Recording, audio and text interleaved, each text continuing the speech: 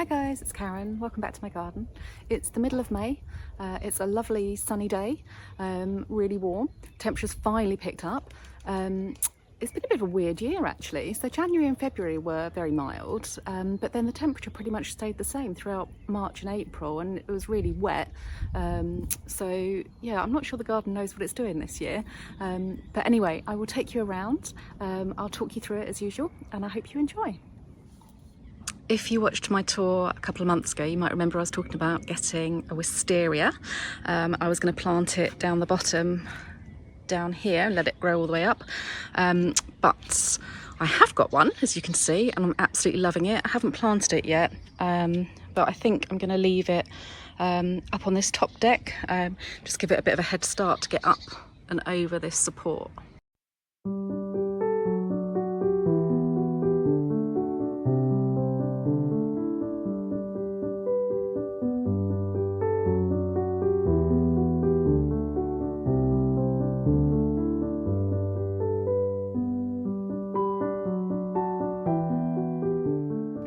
So in here there's quite a nice little kind of pastel-y combination. This is the silver plant is Dusty Miller, and then there is the pink of the geranium, the kind of light purple of the alliums, and the peachy coloured plant in there is Geum, which apparently is quite fashionable at the moment, but I didn't realise that.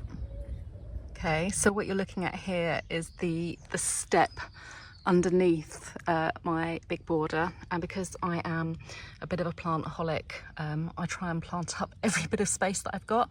So in here I've actually put some kind of succulents and alpines that kind of come through. They get a bit drowned out towards the end of the year, but at the moment they're kind of doing their thing quite nicely.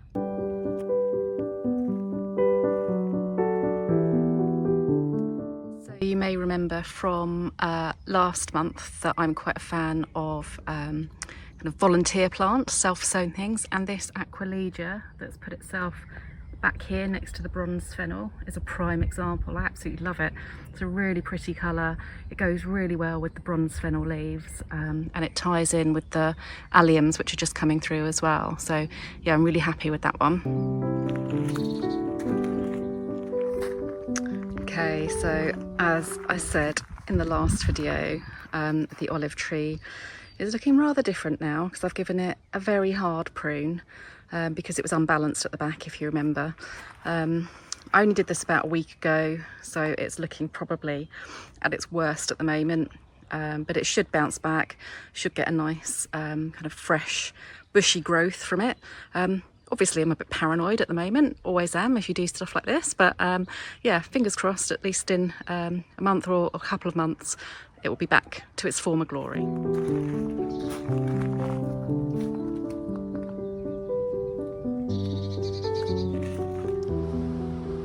Not every self-sown flower is too successful. This is an Aquilegia or columbine, Granny's bonnet it's also called. And you can see the flowers are pretty stumpy. They're a bit of a murky, sort of creamy colour, and it's kind of pretty, but isn't really earning its keep in this space. So I'll be removing this one, and it will give me some room to put in something that I do want there. So I think I've just shown you the Aquilegia that I took out a couple of weeks ago, and in its place I have put this Salvia Amistad, which is a late summer perennial, so it won't really do too much more than put on a bit of foliage over the next couple of months, but by the end of summer it should have really lovely tall growth with beautiful purple flowers, dark purple flowers Amistad has.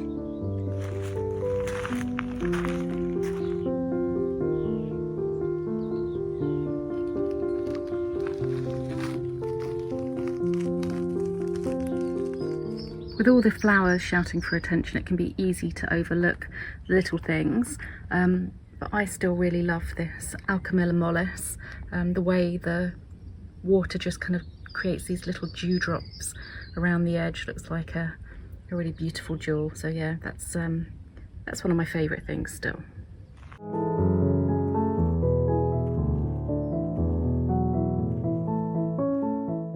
So I'm quite liking the pond border at the moment. Kind of combination of this Pittosporum Tom Thumb, this lovely fern with the alliums in front of it, then the sunshine privet and the Weigela, and then if you look beyond, you have a view down to the white beam tree and the lilac, as well as the peony, last thing in the corner. So I quite like that kind of little transition. So the meadow really is poised now. There's a few of the first flowers coming through, but everything else you can see has really put on a lot of growth since the last time you were here. And the other thing that's kind of changed a bit is the yew balls. So I put the yew topiary in the meadow just to give a bit of interest over winter while the meadow's cut short. And at the moment they kind of put on their sort of goldy bronze new growth. I will give them a trim back probably next month or the month after, but yeah, at the moment I quite like their kind of shaggy coat that they get at this time of year.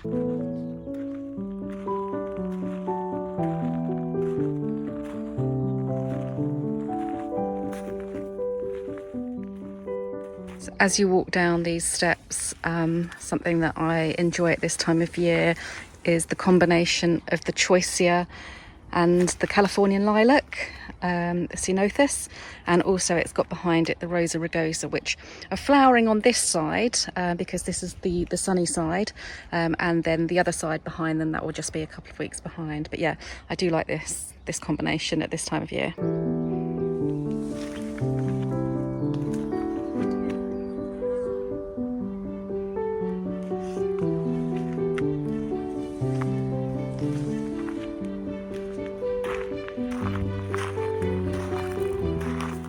So in this bed, the steeper gigantea has just started putting out its flower spikes. They'll put on at least another kind of 50 centimetres of growth by the end of the season and kind of be right up here. But again, I like them at this time as well, when they're just freshly emerging.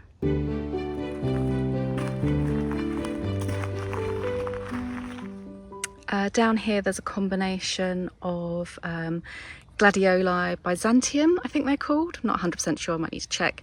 The Osteospermum, the Geranium sanguineum, it's called Little Monster, and it really is. I'll tell you a bit more about that in a moment. And then the big root geranium behind it as well. So this geranium, which is called Little Monster, really lives up to its name. In fact, it should be called absolute pain in the backside, because it just spreads everywhere. I'm going to have to cut it back because it is just smothering everything in here. You can see the sedum kind of struggling at the back. Also, it is all over the Osteospermum, which is desperately trying to escape onto the path. So yeah, think twice before you get this one. I'm going to have to give it a bit of cutting back, I think. So one of the things I like to do in the garden is kind of bounce plants from one side to another to give a bit of kind of continuity. So you can see we've got the Osteospermum on this side, and then I've repeated it over here. And then if you look up, you can see the silver leaves of the Stachys on this side, and then again over on the opposite side as well, just to give that kind of sense of movement. Just a quick look at this shady corner to get myself out of the sun as much as anything, because it really is quite warm. So Geranium Phaeum is continuing, and it's really put on some height since you were last here, and it's now got the backdrop of that Weigela behind it as well. The Spirea continues to be a beautiful kind of bright ray of sunshine in this area. The Almilla mollis is really coming on, and at the back the ferns are also beginning to put on some lovely fresh growth too.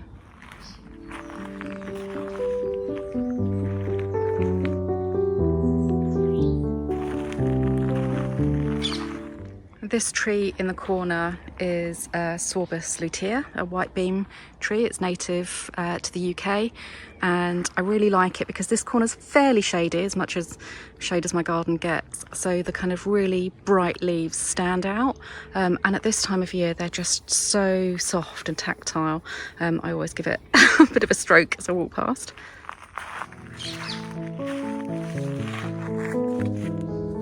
not sure if you're going to be able to see this particularly well.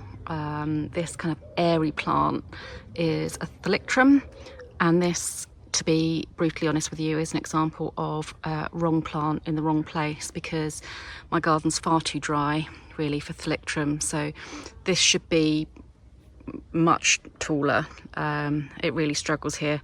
I bought it because I liked it and I still do like it, and it does come back year after year, but it's definitely not kind of in its perfect location here. So I did promise you that the peonies would be in full bloom next time you came back, and this one certainly is. Really lovely big flowers, lots of them this year as well. Unfortunately, we're a bit late for Molly the Witch, which was the one behind it, but I did take a video a few days ago, so I'll drop that in so that you can see what that one was like when it was in full bloom.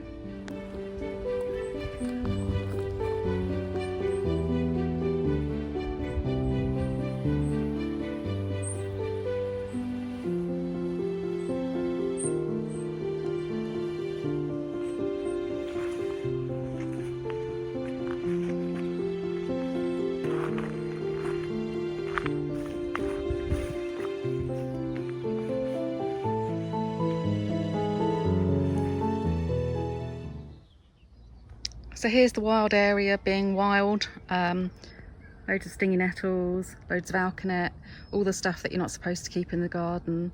But this little patch is kind of perfect for it. I'm not using it for anything else, and the wildlife love it. So yeah, I keep it. That's it. I hope you enjoyed it. Please do come back next month when hopefully the olive will be showing some signs of recovery, and hopefully the roses will be out as well. And if you did enjoy the video, please do like and subscribe.